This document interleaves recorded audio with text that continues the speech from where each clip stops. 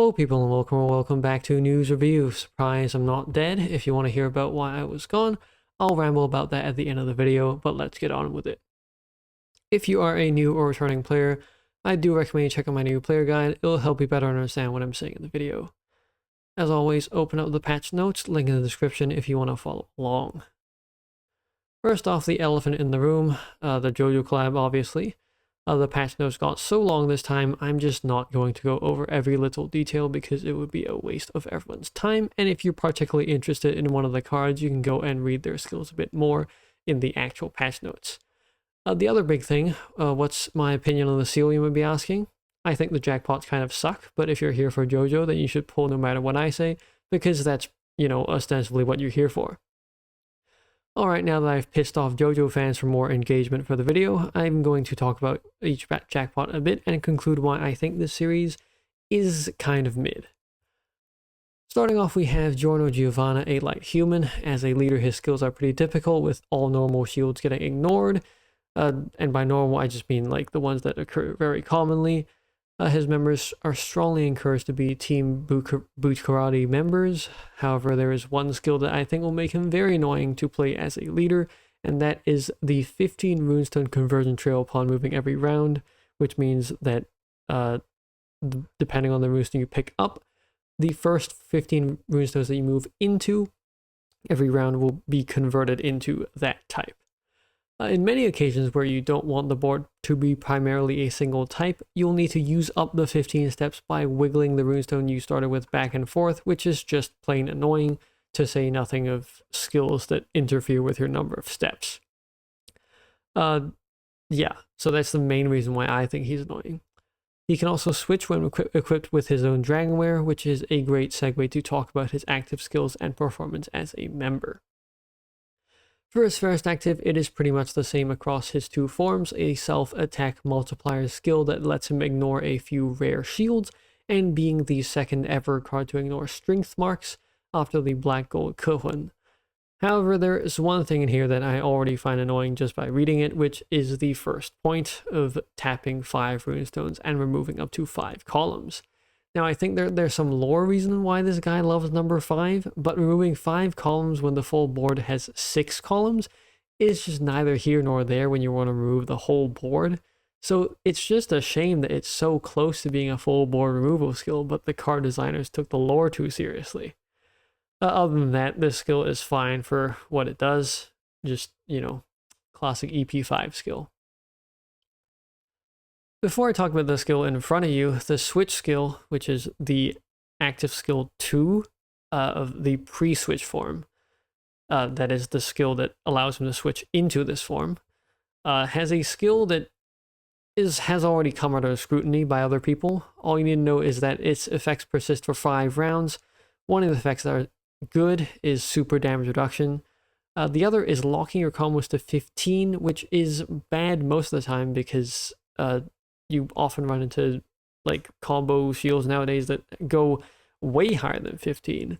And if you are looking for like low combo shields, those don't really, like 15 is higher than those. It's normally like 8 or something like that. Like 15 or under does happen, but 15 is just a very awkward number to lock your combos at, where it's not low and it's not high. Meaning that if you activate the skill, you have 5 rounds where, you might run into some awkward skill, and you kind of have to switch if you want to get access to these, new EP skills in the switched form, which means that you gotta like, either stat clear or like push the effect out, which means that you won't get the effects of the, or rather the other effects of the same skill. Anyway, it's just annoying, which seems to be, what, like, at least in my opinion, this card is. It's not bad, just annoying. The second skill, post switch, is fine. This is an EP10 skill. I don't see this skill getting used a whole lot. There are rare shields getting ignored here, such as, runestone number shield, and also just launching no attack when the enemy CD becomes 0.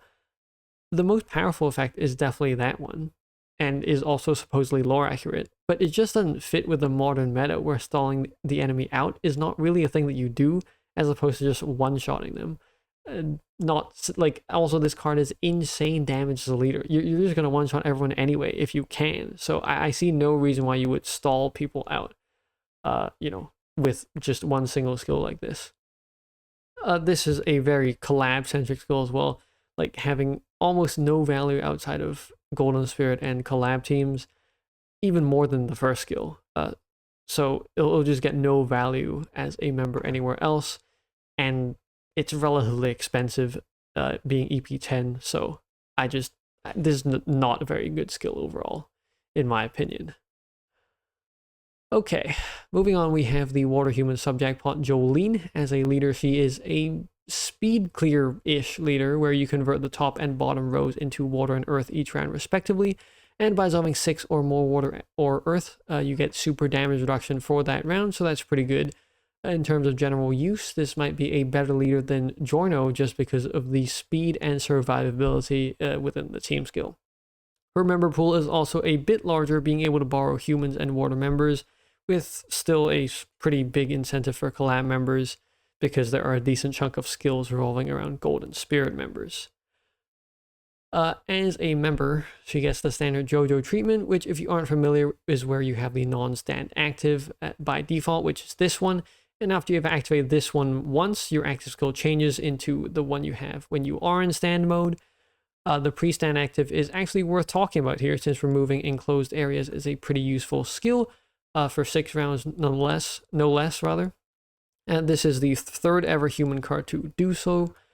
The post-stand active, of which there isn't a nice image of, so I'm just going to say it, has a full board removal into a fixed board of water and earth, and a bunch of other stuff for Golden Spirit members, making the card a pretty solid member option, probably the most solid member option out of all of these cards right here, you know, being like somewhat feasible to slot into another team without being absolutely useless. For the last jackpot, the last sub-jackpot, or the third jackpot, whatever you want to call it, we have the Fire Human Josuke, who doesn't really do anything special as a leader. He can have fire and human members in his team in addition to Golden Spirit members, and as a leader, he's pretty much as bog standard as you can get with all the multipliers and common shield breaking that is expected of a jackpot nowadays, with the only special thing that I notice being that fire and heart that are skydrop will become protected runestones. As a member, this is probably the worst pre-stand active as a jackpot I've ever seen. It kind of does nothing. If you just read, it does nothing.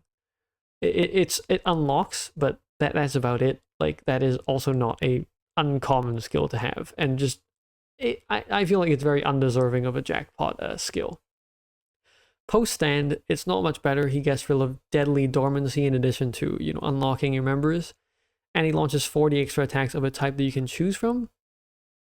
And also ignores some rare shields, which that last part is kind of the problem, where all of the shields that he ignores are very lock and key counter type. So, like, he ignores, like, a very specific skill. And if the enemy just doesn't have that shield, the post-stand active basically becomes useless. Even the 40 extra attacks, it's like, when would you ever need this? It's if you have a 40 hit multi-attack shield. Or, yeah, that's basically it, since all the attacks he launches are of the same type as well.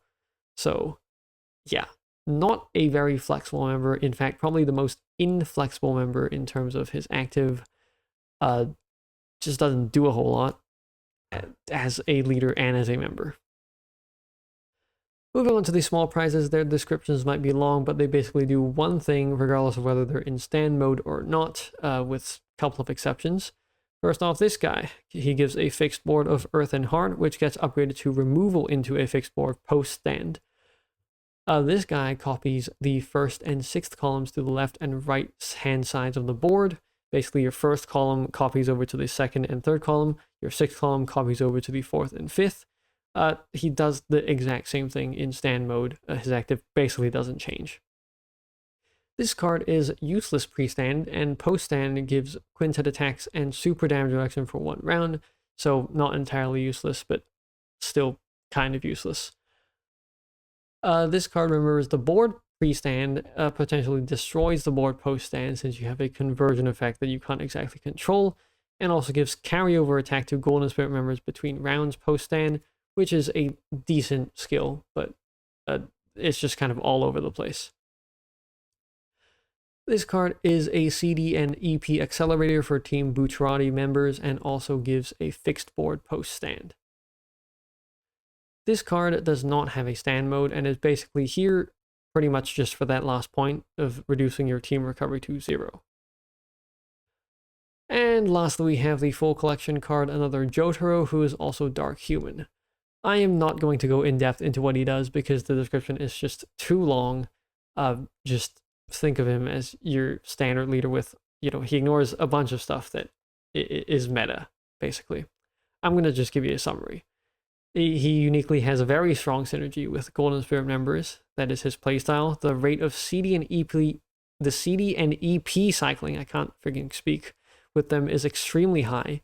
But that's precisely it. He basically has to have all Golden Spirit members in the team, but you can activate your skills very, very frequently since you just cycle. As a member, his actives are also very much geared towards collab members, and it does seem like this is a leader type card rather than a supporting card for the main jackpot, which is just a thing. It's interesting to see whether these full collection cards are supporting cards for the jackpots or just standalone, you know, good leaders, and this is definitely a standalone good leader with, you know, the Golden Spirit and Joestar bloodline, all that. Like, this is definitely a leader that gears towards that. Okay, let's take a breather here and discuss why I think this banner isn't that good. There are 3 main problems. They aren't significantly stronger than other recent leaders, they were born as humans, and they don't have a unique playstyle while also being very self-contained. And yes, I am factoring in this, you know, last full collection card since he is essentially worth within the 175 diamond bundle that you'll get all the cards for, I'm assuming, if you don't get extremely unlucky. If you're just looking for raw power, you've probably already got it if you have any other recent leaders such as Slime, ReZero, Sherlock, Lilith, the Chinese New Year Black Golds, even the new Musician series is probably decent for a while. If you're looking for a human leader, you might already know the inherent problem here, where human leaders are so replaceable, especially when a series is so self-contained, and this series could very well fall off very soon, like the original Jojo series from the first collab. And finally, if you're looking for a unique playstyle or flexible member cards, this just isn't it. Like, this is a very inflexible seal that doesn't do anything unique. It's not bad. No, like, card is bad on release, with a few notable exceptions. I don't think this is one of those exceptions, but it's just not very unique. In my mind, there are 2 reasons to pull for the series. The first being that you like Jojo as, you know, a franchise, so go right ahead. And the second being that Madhead pulls some garbage restriction on a Nightmare stage again.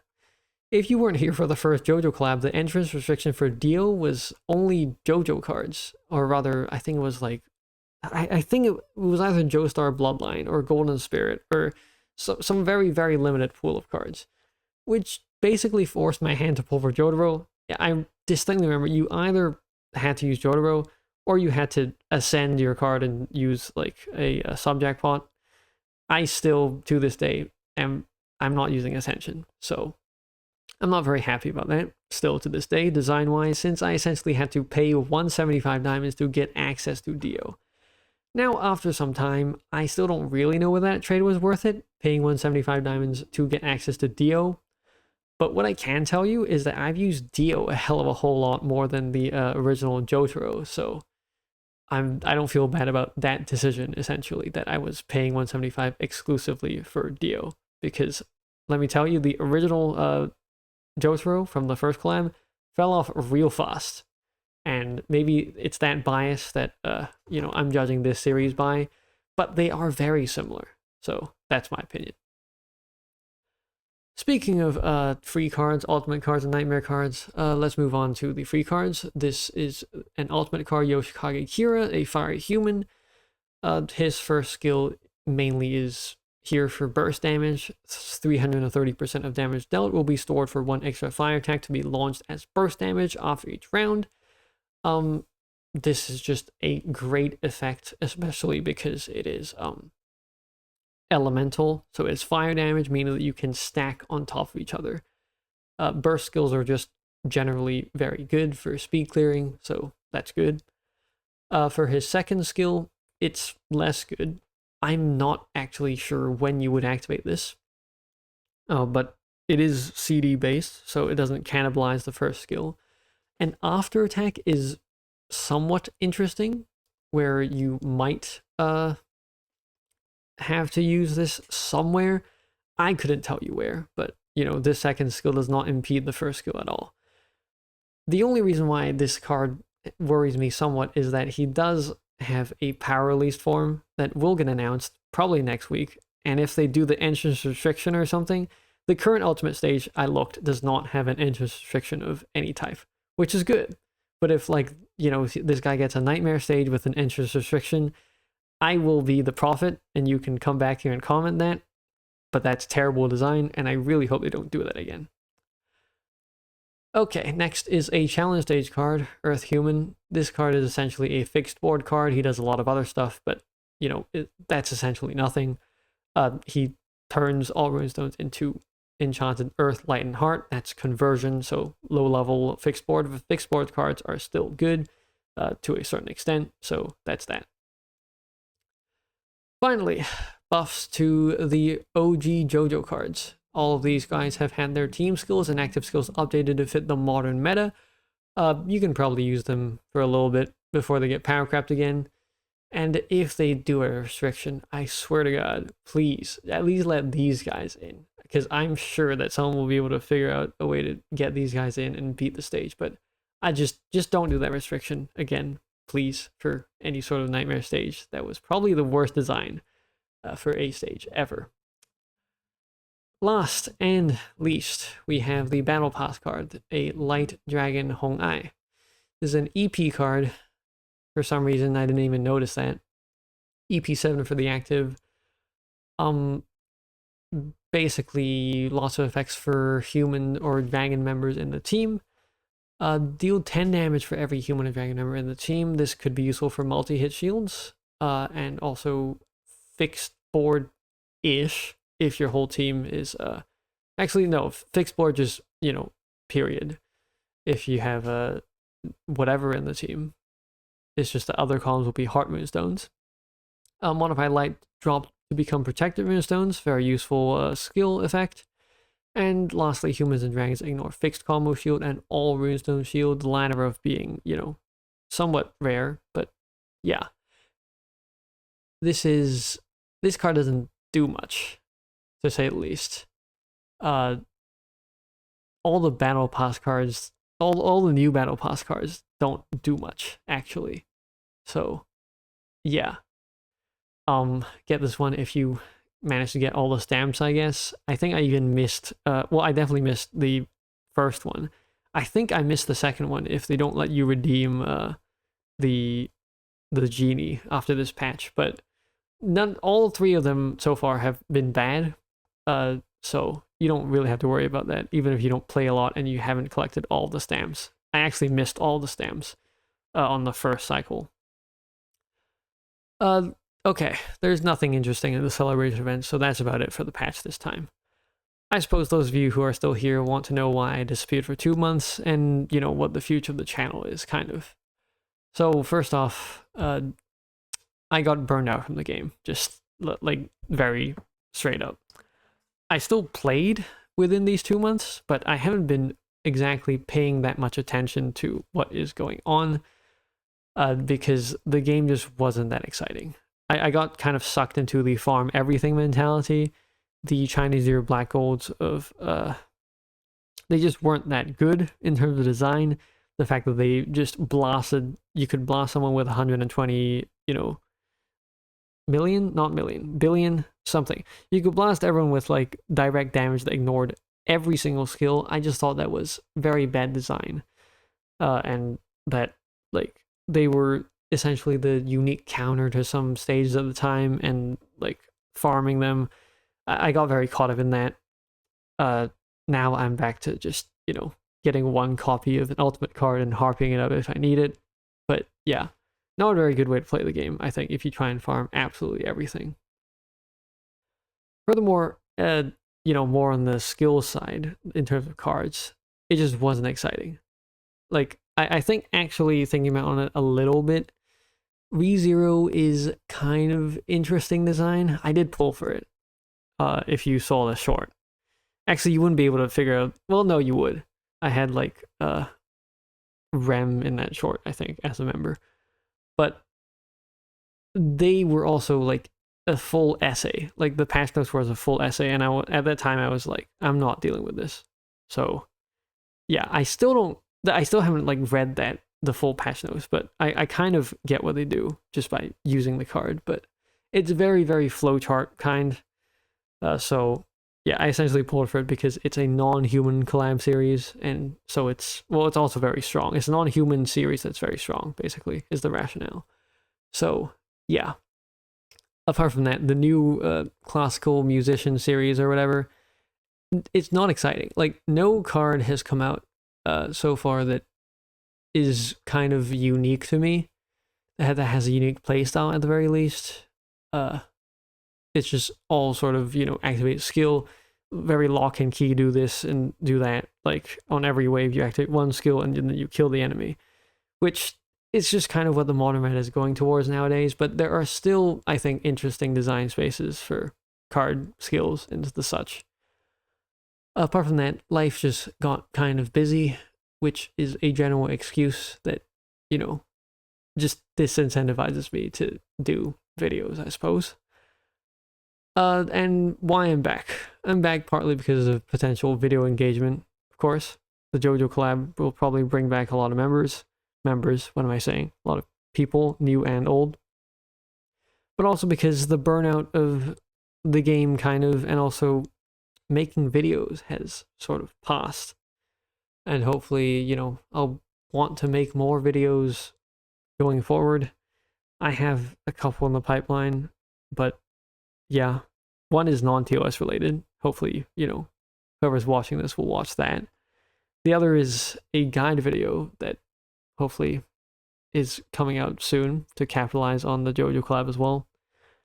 But yeah, that's where I've been. Nothing special. I have not been working on a grand video for 2 months or anything like that. If you were expecting that, sorry to disappoint you. And that will be it for this week's news review. If you liked it, please leave a like. If you have any questions, leave them in the comments down below. And if you like this in general, please subscribe. It helps me and the channel out. And I'll see you in the next video. See ya.